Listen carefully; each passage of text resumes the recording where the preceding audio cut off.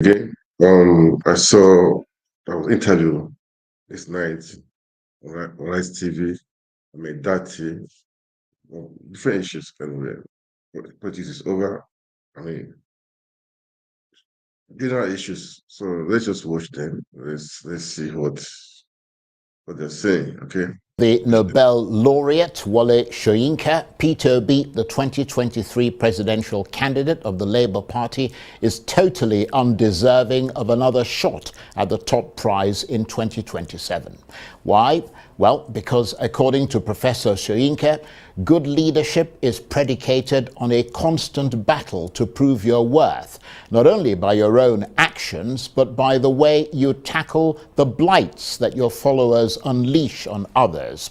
And in Mr. Soyinka's assessment, Mr. Obi's followers, known as obedience, regularly blow up the internet with their outrageous insults, nerve-frying threats, and bitter bile aimed at him. And in Professor Soyinka's highbrow world, such stinky behavior is beneath contempt and naturally elicits the most righteous distaste imaginable from him.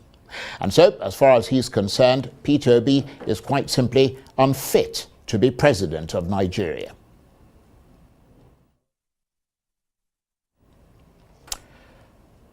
Well, I was rather hoping that we'd hear a clip from Mr. Obi there.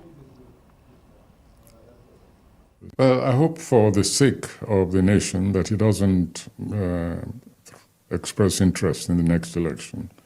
Because for me as a leader, if there was any proof that he was unfit to lead that country, it's in the conduct which he encouraged among his followers.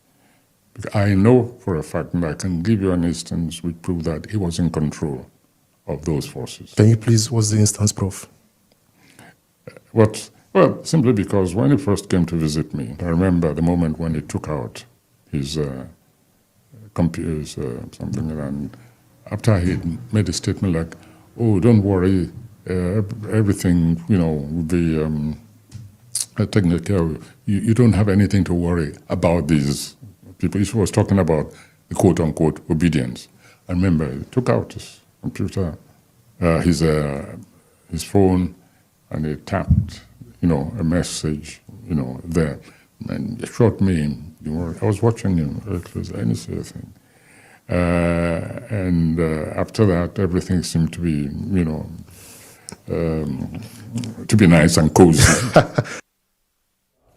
Professor Wole Soyinka there. Well, for his reaction, I'm joined now in the studio by the 2023 vice presidential candidate of the Labour Party, Yusuf Baba-Ahmed, to talk about this and the other big political issues of the day, including the boiling discontent in the Labour Party, the growing talk of a courtship between the opposition parties, and his assessment of the various pressure points on President Tinubu as he marks 1 year in office. Thank you very much indeed for taking the time to join us. My pleasure, Charles. You look as fresh as ever. Really? Not a hair out of place.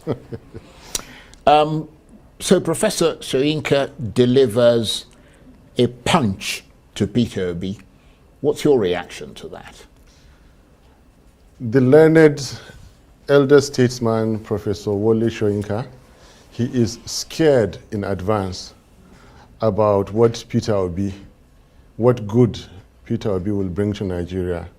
He's scared in advance that the end is still looking very likely for his principle, for bad governance. And what Soyinka is doing now is an attempted distraction, which I beg you to excuse me from joining issues with Wole Soyinka, please.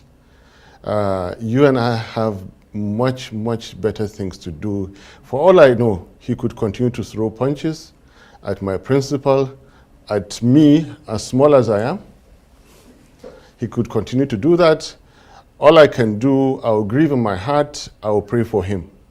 You see, intellect does not give you the right to insult anybody. I remember this Soyinka insulting late General Abacha, insulting him to the core. that he was daft, he was that. Nothing gives him the right to do that. He had no rights. Abacha was not an academic. He was a soldier, for God's sake. And a good one for that matter, in his own way, in his own right. I beg you, let us please put Soyinka and his likes aside. We have better things to talk about. We'll have enough time to talk about a lot of things, and I do respect your wishes there, but I have to ask you whether you think he has a point when he says that by not controlling, or at least trying to control, the online trolls responsible for the insults directed at him, Mr. B, and by extension yourself, are tacitly encouraging such behavior. As a partial academic, let me tell you that Nobel laureates all over the world are loved and cherished by their people, not just their nationals, globally. I have never heard where Nobel laureates are insulted in the manner that Wole Soyinka is. You're making me to speak about him, I don't want to. Now, go back. Nigerians contested through Peter Obi and me. We said this many, many times. It was a force that came alive, a genuine one, a powerful one, that won election and was taken away. Never mind what INEC declared. There is no way Peter Obi, with all the issues in front of him, and my humble self, can control obedience as they were. Oh, Peter Obi entered a canoe without a life jacket, and he paid for it. So it is not the work of Peter Obi to control the obedience. It is the responsibility of Wole Soyinka to maintain his respect and dignity. I could say a few things to Wole Soyinka that will destroy him for good, but I wouldn't say that. Only 3 days ago, I saw, the whole world saw his own principal. I'm not here to call names. I wish I could finish this interview. We saw the ongoing president of Nigeria almost kneeling to greet an elder statesman, while people like Soyinka are out there insulting others. So in the heat, in the presence of all the politics and dynamics and everything, decent Nigerians should continue to offer respect to others. You know, I said it before, the ongoing president, even though I do not agree with everything about him, whenever I call him uncle, he laughs, I laugh, and we walk away. Why start insulting people? People like me, we describe, we give objective assessment, and they say we insult. And we don't. It's not our history. It's not our upbringing. I have never insulted anybody. But why should a Nobel laureate make it because he knows how to speak English? 1960s and 1970s English?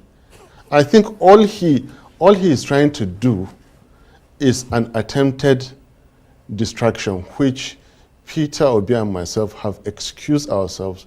We will not react to that Nobel laureate. He should please go and see how other Nobel laureates are respecting themselves, holding the honor all over the world. Charles, let's move away from this man. Well, nevertheless, just one more thing on that, because you have talked about the fact that, you know, you don't insult people. Yeah, I don't. And he says that the obedience have consistently been insulting him.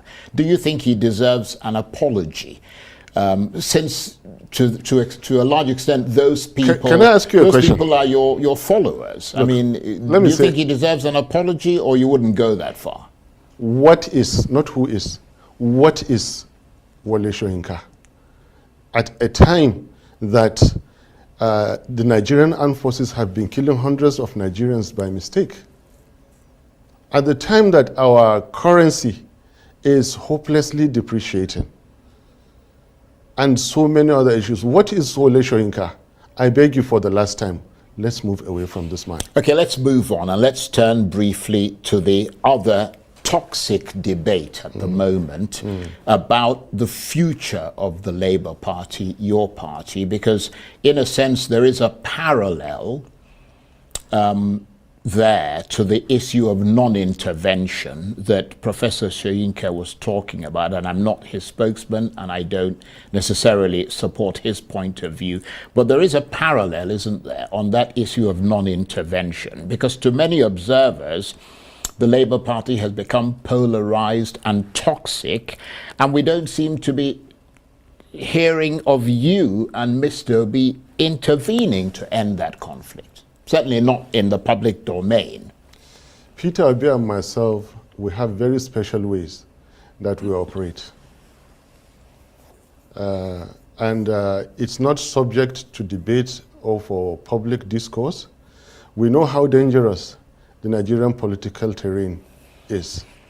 And Labour Party is the party to contend with for 2027 without undue interference from the powers that be. I will just summarize it as such. We have done what has never been done in the history of Nigeria, and we're ready to repeat it again very easily. Nigeria has under the Labour Party. Nigeria has never seen such unity as between Peter Obi and myself.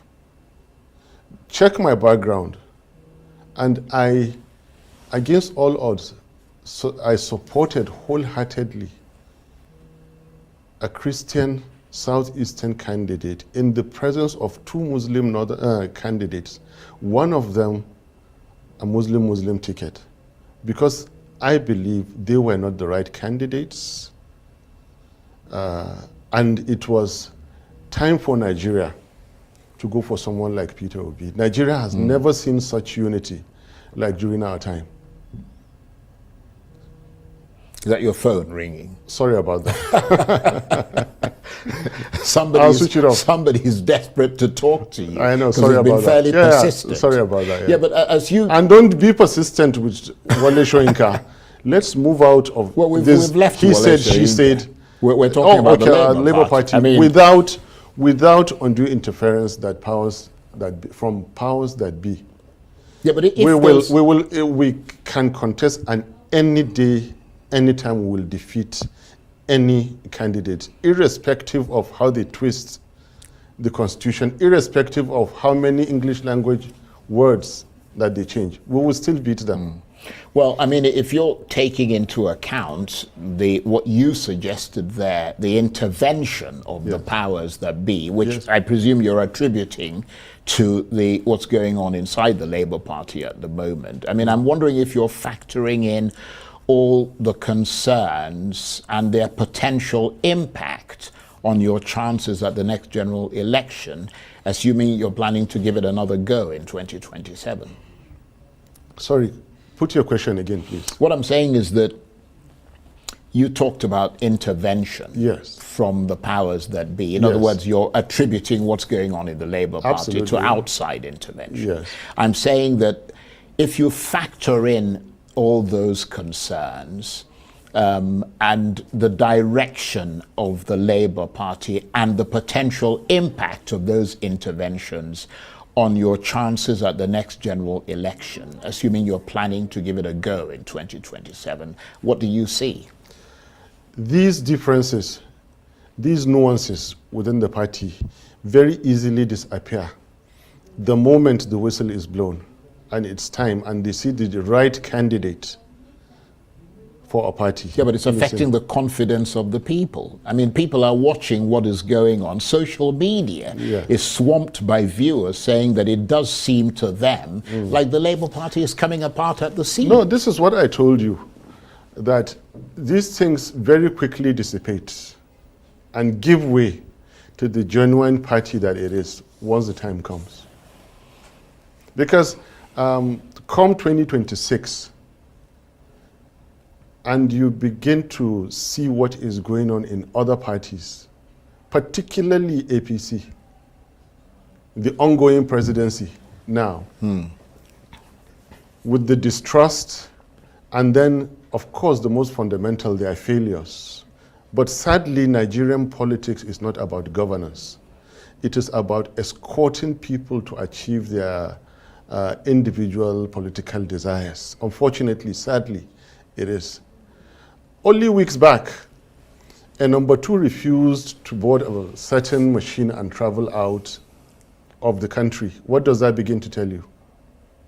When the number one was out, I would not dwell so much into this, but when the time comes and the distrust shows, they know each other more than we probably know them.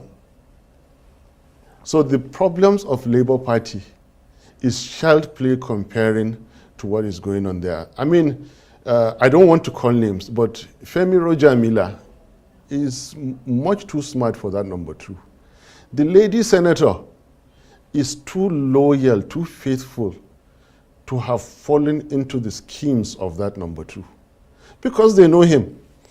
It is only after somebody falls that he can rise. And he who lives by the death of others shall die by the survival of others. So if I were you, leave out the problems of Labour Party. These people are in government. They can do and undo in the same way they can do and undo themselves. He couldn't even travel out of the country. Nobody's asking why. Go and ask why. Initially, the plan was to go with a chief of staff, and then he passed away. So they know each other. They are busy causing problems in Labour Party. I would say leave Labour Party alone. Right. Well, leave Labour Party alone. Go back and put your heads together. Sort the problems of Nigeria and do it quickly. Well, we'll come to the problems of Nigeria, but as a politician who, along with your principal, Peter Obi, tried to convince Nigerians that you and the Labour Party would set Nigeria on a course different from the old guard politicians, don't you have the fear and the concern of a soiled reputation as a result of what is happening in the Labour Party? Not at all. In fact, we hold our heads high. What we will look at is where are the campaign promises of Labour, of APC, or of the ongoing government? What have they achieved? We're coming to that. And if it were us, what could we have done? We're coming to that. Right. So skip this and let's get there. Well, we're going to get there, but there's a saying that if you want to eat a pot of hot soup, you start at the corners of the plate. This is a cold ice cream. You prefer the ice cream to the soup, do you? Okay, well, let's move away from the boiling discontent in the Labour Party, which is clear for everybody to see. And let's look at what you have on the ground. I mean, let's assume things are shipshape and seaworthy in the Labour Party. Yes. And let's look at the structure that you have on the ground since the 2023 election. You've got one state governor out of 36 states and a few members of the National Assembly. Do you have the structure and the ability to really raise the temperature and carry out the kind of electoral challenge that would not only rattle both the APC and the PDP in 2027, but possibly deliver Aso Rock to you? I mean, I'm wondering how strong a position you're in, or is your ability still quite constrained at this point, especially adding that to the problems of the Labour Your Party? question is already answered, because we answered this question in 2023. And then it's a new year. Well, we answered your question in 2023. Then IREV was switched off. And then they returned the results manually. And then the constitution was twisted. And then the meaning of English language was changed. Your answer is given. We won 2023. I will never stop saying it. We won 2023. Now, Labour Party as of today is in a better state than CPC was in 2013-14 leading up to 2015. far better than it was.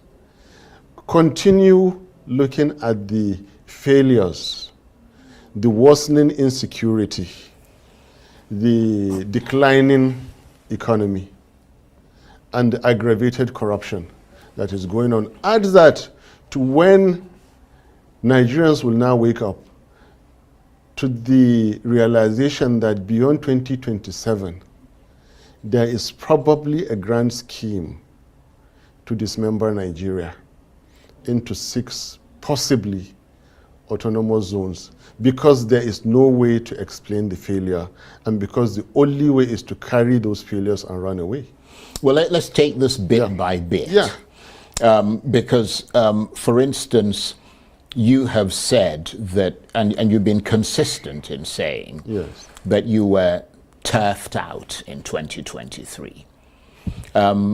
Do you, given that belief that you have, do you have a master plan going forward to achieve your ends, which is essentially to take the keys of Aso, which you say belongs rightfully to you? Because clearly there's a lot of tactical and opportunistic play in this race, but I'm wondering whether you can really make things difficult for the APC on your own, or whether some sort of alliance or coalition or merger with the PDP and NNPP is the only way that you can pull it off, given the realities on the ground.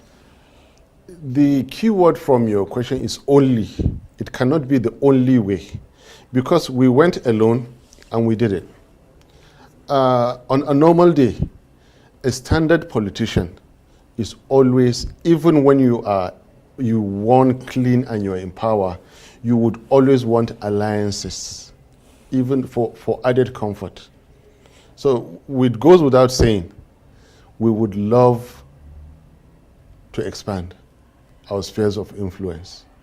We would love not just PDP, NNPP, SDP, and others all to come together. We would love that to happen. There is safety in numbers. I think we've spoken a lot now about the party. Can we just move on? Again, we're getting, you've got time, don't worry. All right. You're going to have enough time to stick your knife into the APC and really turn the screws there. But I mean, do you... It should surprise you to know that I don't even want to talk about APC. Right. I want to talk about governance. I want to talk about democracy. Well, they're the ones today. in power, so you'd have to, by extension, talk about anyway, them. Go ahead. But do you admit, though, that after 9 years of incumbency, the APC has full control of the machinery of state and is therefore stronger and able to absorb whatever you throw at them? I am never scared. If only you were playing by the rules and you were clean and you were winning your elections, I could be scared of you. If you were legit, I would be scared of you. I would respect you, actually, if you were legit. You see, your own Tunji Oseni, I remember clearly just before the final, after the declaration, and he says, so you think you've won what? So brazenly, break the law, do what you feel like. What do you think you have won? I'm not impressed by someone calling himself a president when I can see through him and know that through his history there is a fake certificate. There was forfeiture, there were many things I don't want to talk about now. I'm not scared about a so-called number two, whom I don't want to talk about. People fallen, people failed surprisingly, and I can never be intimidated or scared by people who do not play by the rules. Look, you're talking about 9 years. I would tell you that for 24 years, the ongoing president was in control of Lagos. We defeated him in Lagos, and you have the results. APC and PDP did not have 60% of the Labour Party votes in FCT that they are ruling. So I am never scared, because we are if we're in a democracy, it is the people's power that we use. And we're using the people's power, not the armored tanks of the Nigerian army, which belongs to the Nigerian people, not the barrels of the gun, not the tear gas that the Nigerian people are afraid of. Okay? So at any day, if there is an election again, believe you me, the come out will defeat them. It's left for them to go and twist the constitution again, change the meaning of English language, 3-letter words, and declare by 4 a.m. with all the dynamics that happened before 4 a.m., which, when we say things are unspeakable, it was unspeakable why it had to be by 4 a.m. Right, but in the context of what you believe happened Yes. at that time, Yes. and given your clear fervor for driving Nigeria in the right direction, Yes. and in order to achieve that, you would have to find a means of taking power away from the people who are controlling it now. Has there been some communication between you, the Labour Party, the PDP, the NNPP about a possible merger or coalition or alliance ahead of 2027, or there hasn't been and there won't be? On several occasions, I did tell you that I don't want to overstep my limits. Right. As a loyal party member, we have our leader, and then I have my own leader, Peter Obi. Please allow them to speak to you on these matters. Okay. I am more interested in abuse of power and how Nigerians are taking and playing with democracy. Okay. Well, let's move then and assess those 9 years in office from the point of view of President Tinubu's first year in power. Help us look at the various pressure points on him as he prepares to enter his second year, because we seem to be hearing lots of howling complaints about virtually everything. I will talk about only one thing: legitimacy. It's not worth your while, not worth my while, to speak about economic policy, insecurity, and all this. It's not, because the answer is already out there. Everybody knows it. Yeah, but people want to hear you articulate it. Yes. Because you personify the people you represent. Thank you. I'm honored to hear this from none other than Charles Aniago. Please. Thank you. I mean, it's I'm pretty honored. obvious, isn't it? I mean, look, this is not child's play. Put it this way. People are dying. People are being killed out there. Is there anybody that is telling me he does not know about this? What are they waiting to hear again? Is there anybody that does not spend the naira to buy any item? They know these things. There goes your phone again. That I have person to is, switch that it off. person is I'm fairly sorry. persistent. I'm really sorry about this to the viewers. I do apologize. That's okay. It Well, happens. you know the kind of work I do. I can't afford to be off the radar. Yeah. 2 institutions, big hospital and all that. So I'm sorry. No, that's okay. Please continue. Yeah, all right. Yes. You were I will giving your speak about assessment. only one assessment, which is Right. legitimacy, the pressure point of legitimacy. That I will not go into talking about his economic policy, because the answer is out there already. But the reality is that Yes. he is the president of Nigeria. The reality is that he's running this country. I have And never... you are now in the opposition. So it makes sense for you to assess what he's been doing since he got into office. And I'm I mean, telling the you, this legitimacy assessment- question is a moot point now. Charles, let's try and be on the same page. Your question is valid and a strong one.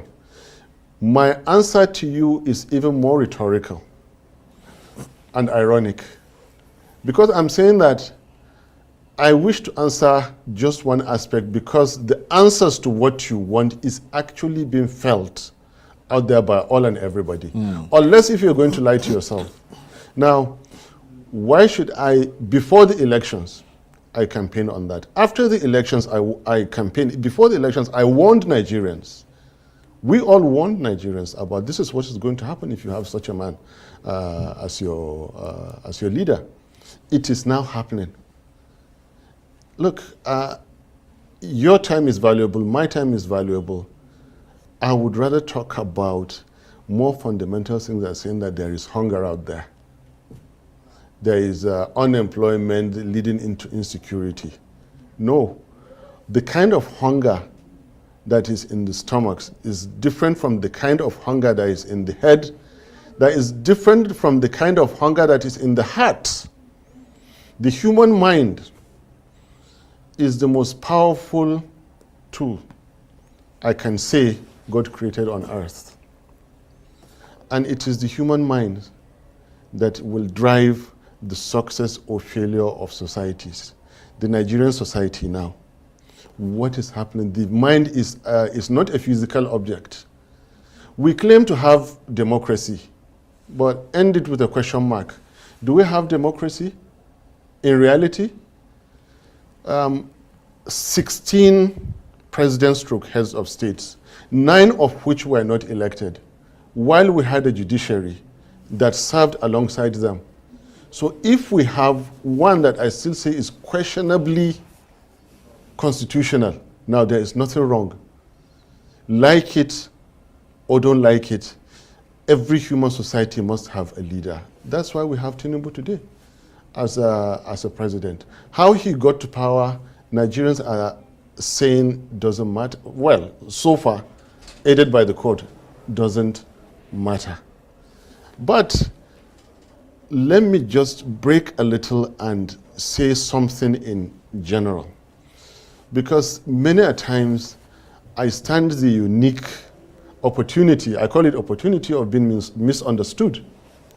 You see, there was a time Albert Einstein said to Charlie Chaplin, I admire you. You don't say a word and the world admires you.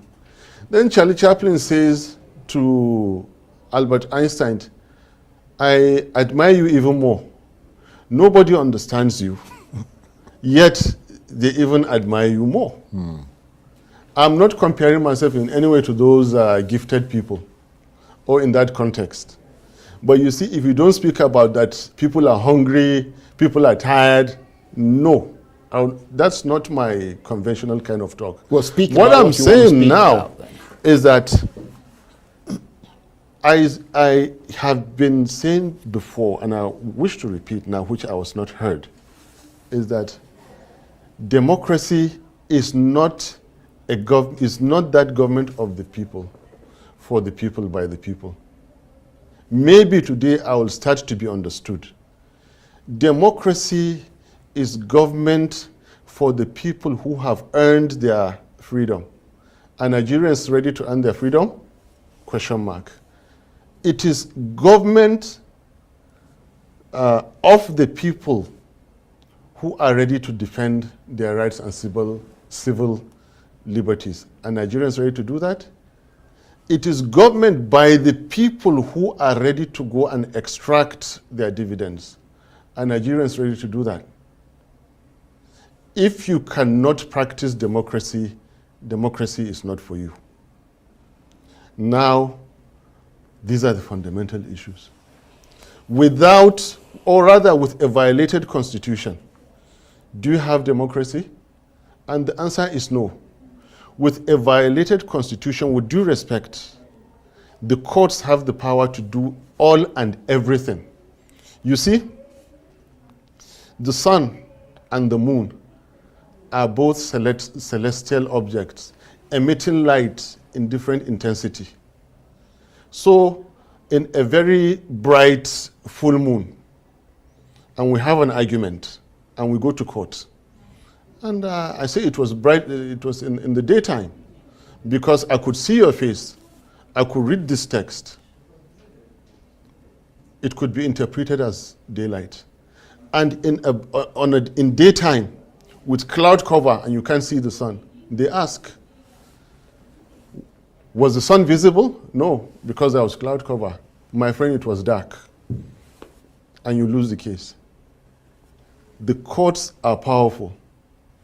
The courts can do and undo. The courts are everything. After what God Almighty does with his creation, is what next to what God does with his creation, is what authority does with their people. What is authority? The authority is not the presidency. Authority are the courts. And that is why today you have Tinubu as president. It is not by accident that they call authority power, political power. Because if any person or groups of persons do something and it stays, that is power. We rig the election and it stays, that's power. The difference between a murderer and a conqueror is in the number of people they kill. If you go and kill half a nation and install the government, you are a conqueror and you get someone smart to go and write the history. You are loved by your people, you didn't kill anybody, and all those and all those. It is about power, brute force. This is not democracy.